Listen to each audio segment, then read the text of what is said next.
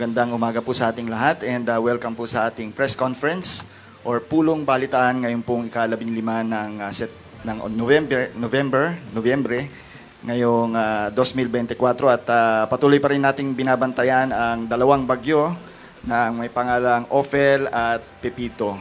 So ako po si Bernard Punsalan, samahan niyo po ako sa susunod na 1 oras para sa ating mga updates hinggil sa dalawang binabantayan nating sama ng panahon. And of course, we are very thankful to have our key officials with us, joining us in this press conference, headed by, of course, our dear Administrator of DOST Pag-asa, Dr. Nathaniel T. Servando. At wag na po natin patagalin, ating umpisahan ng ating pulong balitaan sa paunang salita ng ating pinakamamahal na administrador ng DOST Pag-asa, Dr. Nathaniel T. Servando. Once again, magandang tanghali na po sa ating lahat, sa ating mga media partners, colleagues, at sa iba pang nakatutok online sa presko na ito.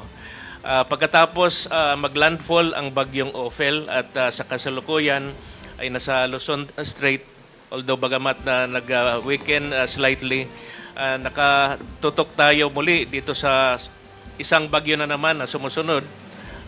Ito po yung bagyong Pepito na kagabi ay ito ay pumasok sa Philippine Area of Responsibility. Ang bagyong Pepito ay pang-apat na bagyo sa buwang ito at pang-16 na bagyo for this year. At of course, as of the latest, ito ay naging isang typhoon at inasahan natin na habang papalapit sa kalupaan ng Pilipinas ay mag-intensify pa ito further. Ito ay may dalang hazards, napakalakas na pag-ulan at hangin at of course maaaring magdulot ng mga pagbaha at landslide at magdulot din ng storm surge. At ito ay inasahan maka-apekto sa mga lugar ng una ang Eastern Visayas, Bicol area, region, Quezon, maging ang Central Luzon. At very critical ang mga susunod na mga oras within 24 hours dahil may kabilisan ang takbo ng bagyong Pepito. Ang kilos nito ay westward at a speed of 30 kilometers per hour. Mamaya ibigay ang detalye about itong bagyong Pepito. Muli, pinapayuhan natin ang ating mga kababayan na maaga pa lang ay paghandaan itong bagyong Pepito dahil lubhang may dalang panganib ito dahil sa kanyang taglay na lakas. At of course, kung maaari ay mas maaga ay makapag-preparar, gaya ng sundin ang mga pinairal na mga iba't ibang paghahanda ng mga lokal na pamahalaan at of course, antabayan lagi ang mahalagang informasyon na binibigay ng Pag-asa upang mapaghandaan itong bagyong Pepito at sana'y as usual hangad na po namin na maging ligtas lahat. At mahalaga po ang informasyon na ibibigay ng Pag-asa at of course ang respond ng ating mga lokal na pamahalaan. Magandang umaga po. Thank you very much, Dr. Nathaniel T. Servando, ang ating administrator ng DOST Pag-asa. Sa dakong ito ay ating alamin naman ang ating latest updates hinggil sa ating dalawang binabantayang bagyo. Makakasama natin ang Senior Weather Specialist and Duty Forecaster ng Weather Division na none other than Miss Mariana Glyza G. Esculiar. Magandang umaga po sa ating lahat. Salamat po ulit sa ating mga kasamahan sa media para po sa pagpapalagana po ng warning po na binibigay po ng Pag-asa, kasabay po sa pagtulong po natin sa mga disaster managers at local government units. Ito po ang update sa dalawang bagyo na nasa loob ng Philippine Area of Responsibility, ang severe tropical storm Ophel at ang typhoon Pepito. Ang bagyong Ophel po from typhoon ay isa na po ngayong severe tropical storm. Huling namataan po natin, 195 kilometer kanluran po yan ng Itbayat, Batanes. Taglay po nito ngayon ang lakas na hangin na 110 km per hour, malapit sa gitna at bugsong aabot naman hanggang 135 km per hour. Ito po ay naasang kikilos, pahilaga-hilagang kanluran sa bilis na 20 km per hour. Ito po muna ang mga babala po natin kaugnay po sa bagyong Ophel. Susunod po natin ang bagyong Pepito. Ang bagyong Ophel po ay inaasahan po natin na patuloy nakikilos ng pahilaga-hilagang kanluran at ito po ay inaasahan pong mag-exit po pansumandali ng PAR po bukas po ng hapon. Ito po ay maaring pumasok ulit ng Philippine Area of Responsibility at kumilos ng pahilagang silangan at maglandfall po dito sa Taiwan. At pag landfall niya po sa Taiwan, may posibilidad po siyang maging isang low pressure area na lamang sa susunod pong mga araw. Ito po ay sa Monday. So sa ngayon po, nakataas pa rin po ang wind signal number 2 sa Batanes. Ito po yon. At wind signal number 1 naman po sa northern portion ng Cagayan. Dito po sa may Babuyan Islands, northern portion ng Apayao, at dito po sa northern portion ng Ilocos Norte. Sa mga susunod pong issuance po ng bulletin po natin, inaasahan po natin na unti-unti na pong mawawala yung mga wind signal po natin sa dulong Hilagang Luzon. Ano naman po ang kaikibat pa rin pag-ulan ng Ophel? Mga significant rainfall po na maaari pong idulot within 24 hours. Ang may babala na lang po para sa mga malalakas na pag-ulan ay ang Batanes. Asahan po ang katamtaman hanggang sa malakas ng pag-ulan sa Batanes within 24 hours. Kaakibat pa rin po ng bagyong Ophel, meron pa rin po tayong nakataas na gale warning dito po sa may Batanes, Babuyan Islands at northern coast po ng Ilocos Norte.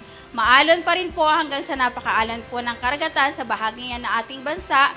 Kaya naman po yung ating mga kababayan na gumagamit ng maliliit na sasakyang pandagat, bawal pa rin yung pumalaot. Pero expected po natin mamaya hapon, maaari na po nating i-lift yung gale warning po dito po sa dulong Hilagang Luzon habang papalayo po ang bagyong Ophel. Samantala po, pagkatapos po natin na makita po yung mga babala tungkol sa bagyong Ophel, ay dito po naman tayo dumako sa bagyong Pepito na pumasok nga po ng Philippine Area of Responsibility kagabi. Huling namataan naman po ito ng Pag-asa, 630 km po silangan po ng Giwan, Eastern Samar. Taglay na po nito ang lakas na hangin ngayon na 130 km per hour malapit sa gitna at ang bugso ng hangin po ay umaabot po hanggang 160 km per hour. Inaasahang patuloy na kikilos ng westward sa bilis na 30 km per hour. May kabilisan po ang bagyong ito. Base po sa ating track, mapapansin po natin may kababaan po ang lokasyon po ng bagyong Pepito po sa ngayon.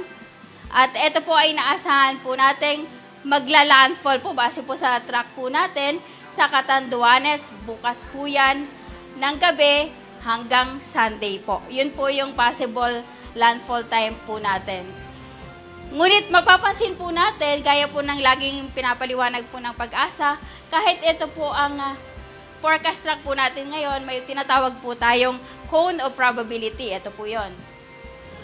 So, pwede pong mag-vary o pwede pong mag-landfall dito po from Northern Samar to Sorsogon, Albay, Camarines Sur, ay pwede pong mag-landfall din po yan base po sa ating uncertainty cone. So, hindi lang po Catanduanes ang dapat po nating tutukan sa mga susunod na araw. Kaya lang po mag-prepare po yung mga areas po dito po sa Samar Provinces, Bicol Region, Calabarzon, ilang bahagi po ng Mimaropa, Central Luzon at Northern Luzon. Dahil po, base po sa ating track, ay maaari pong tahakin yung mga rehiyon na yan ng bagyong Pepito. Inaasahan din po natin na ang Pepito ay patuloy po na mag-intensify hanggang makalapit po siya dito sa may area po ng Bicol at Samar Provinces. At inaasahan po natin na bukas po ng gabi at Sunday early morning ay tuluyan po itong maglandfall nga dito sa areas po, either dito sa Northern Samar, Bicol Region, specifically po sa Catanduanes. Nakataas na po ang wind signal number 2 sa eastern portion ng Northern Samar. Ito po yun. At sa northern portion ng Eastern Samar. At wind signal number 1 naman po sa northeastern portion po ng Quezon Province, southeastern portion ng Quezon Province, Camarines Norte, Camarines Sur, Catanduanes, Albay, Sorsogon, Masbate, kasama po dyan ang Burias at Ticao Islands. At dito po sa Northern Samar, nalalabing bahagi ng Northern Samar, at nalalabing bahagi po ng Eastern Samar, kasama na po ang probinsya po ng Biliran. Inaasahan din po natin habang papalipit ang bagyo ay itataas po natin yung mga warning signal dito po sa areas po kung saan nakataas na po ang wind signal number 2 and number 1. So dito po sa Bicol region at dito po sa Samar provinces, expect po natin na pwede po nga itaas po ng pag-asa ang wind signal dyan into 3, 4, and 5 pag naging super typhoon po ang bagyong Pipito once lumapit po siya ng landmass po. So hindi po natin nirule out na bago mag-landfall ay pwede pong maging super typhoon ang bagyong Pipito. Sa babala naman po sa pag-ulan, inaasahan po natin na bukas po ng tanghali hanggang Sunday po ng tanghali ay meron pong torrential na mga pag-ulan dito po sa Catanduanes, Albay, Sorsogon at Northern Samar.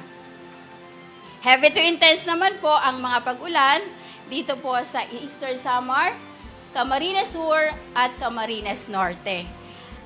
Samantala, katamtaman hanggang sa malakas na mga pag-ulan naman po ang inaasahan natin sa Quezon Province, Masbate, kasama po dyan ang Burias at Ticao Islands. Dito po sa Samar at dito po sa may Biliran, kasama na po ang Leyte Province. Simula naman po linggo ng tanghali hanggang Monday po ng tanghali, inaasahan natin na dadami po yung lugar na magkakaroon po ng malalakas na pag-ulan.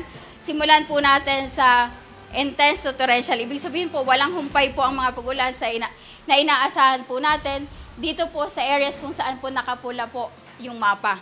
So dito po sa Aurora, Quezon, Camarines Norte, Camarines Sur, Catanduanes, inaasahan natin habang dumadaan ang bagyong Pipito ay walang humpay po ang pag-ulan dyan kasabay po ng kanyang pagdaan. Samantalang matitinding pag-ulan din po ang inaasahan pa rin sa Albay, Sorsogon, Northern Samar, Marinduque, Cavite, Laguna, Rizal, Metro Manila, Bulacan at Nueva Ecija. Samantala naman po, katamtaman hanggang sa mga malalakas na pag-ulan naman po ang inaasahan pa rin dito po sa Samar, Eastern Samar, Masbate, kasabay na po ang Romblon, Oriental Mindoro, Batangas, Pampanga, Bataan, Zambales, Tarlac, Pangasinan, Nueva Vizcaya at Carino. Kung mapapansin po natin, yung buong Luzon, kasama na po yung malaking bahagi ng Eastern Visayas, ay sakop po ng hazards po na maaring idulot po ng bagyong Pipito habang ito po ay namamaybay dito sa rehiyon po ng Eastern Visayas, Bicol Region, Calabarzon, Mimaropa, Central Luzon, at meron din pong area sa Northern Luzon. Samantala naman po, ang banta po ng storm surge sa bagyong Ophel, hindi po ito na-tackle kanina, meron pa rin po dito sa 1 to 2 meters pa rin po dito sa Batanes, Cagayan, Ilocos Norte at Ilocos Sur.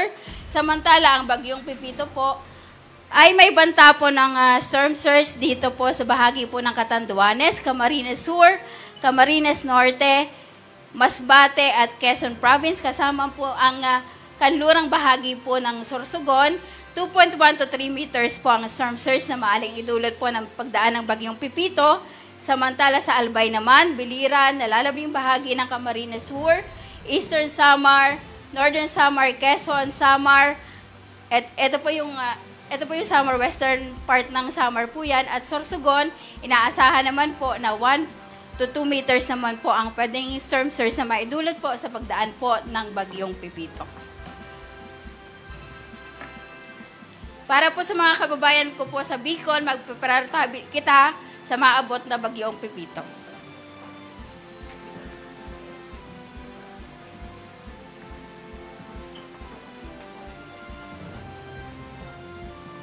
Thank you very much, Miss Mariana Glyza G. Escolar, ang ating Senior Weather Specialist and Duty Forecaster ng Weather Division. Thank you very much, and that formally wrap-ups our press conference ngayong pong umaga.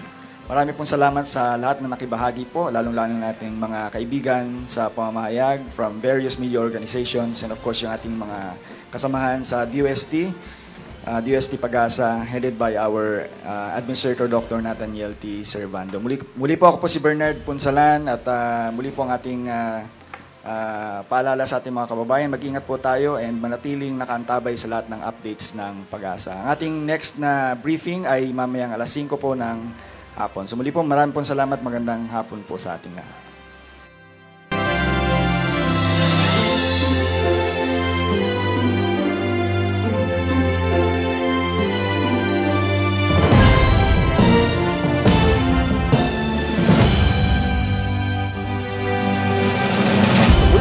Maraming salamat sa inyong panonood at pakikinig.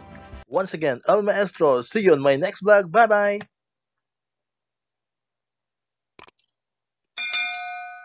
One, two, three, come on!